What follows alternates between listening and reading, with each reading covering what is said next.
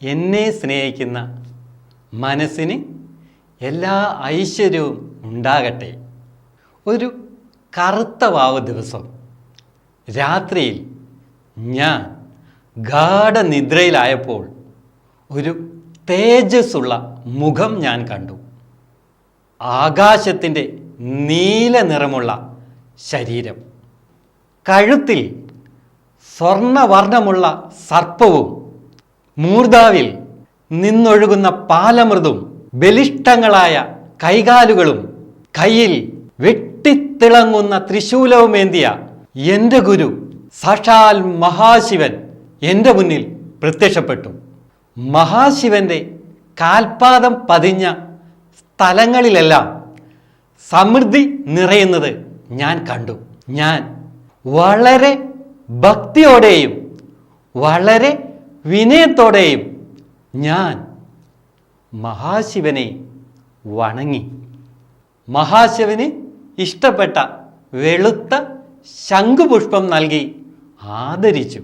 വെളുത്ത ശംഖുപുഷ്പം മഹാശിവന്റെ കൈകളിലെത്തിയപ്പോൾ അതിൻ്റെ നിറം നീലയായി. ഞാൻ മഹാശിവനോട് ആദരവോടെ വിനയത്തോടെ ചോദിച്ചു, മഹാഗുരു, എന്താണ് ഐശ്വര്യത്തിൻ്റെ രഹസ്യം? ത്രിലോകജ്ഞാനിയായ മഹാശിവൻ ഘനഗംഭീരമായ ശബ്ദത്തിൽ മറുപടി പറഞ്ഞു, എൻ്റെ ഉത്തമ ശിഷ്യനായ നിന്നോട് ഈ രഹസ്യം ഞാൻ പറയാം. ഇത് നീ ലോകത്തിലെ ജനങ്ങളെ അറിയിക്കുക. ആരാണോ ഉറച്ച വിശ്വാസത്തോടെ പ്രപഞ്ചശക്തിയെ നമിക്കുന്നത് അവർക്ക് എല്ലാ ഐശ്വര്യവും ഉണ്ടാകും.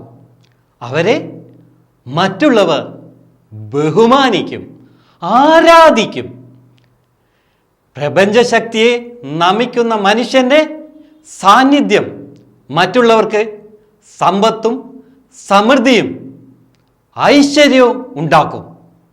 ഇത്രയും പറഞ്ഞ് എന്നെ അനുഗ്രഹിച്ച് മഹാശിവൻ അപ്രത്യക്ഷമായി.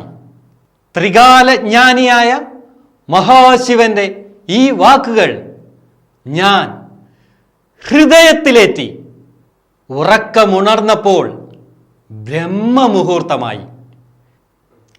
അന്നു മുതൽ ഇന്നും ഞാൻ ആത്മാർത്ഥമായി പ്രപഞ്ചശക്തിയെ നമിച്ചു. പിന്നീട് എൻ്റെ ജീവിതത്തിൽ സംഭവിച്ച ഐശ്വര്യങ്ങൾ എന്നെ അത്ഭുതപ്പെടുത്തുന്നതായിരുന്നു. Thank you. Best wishes.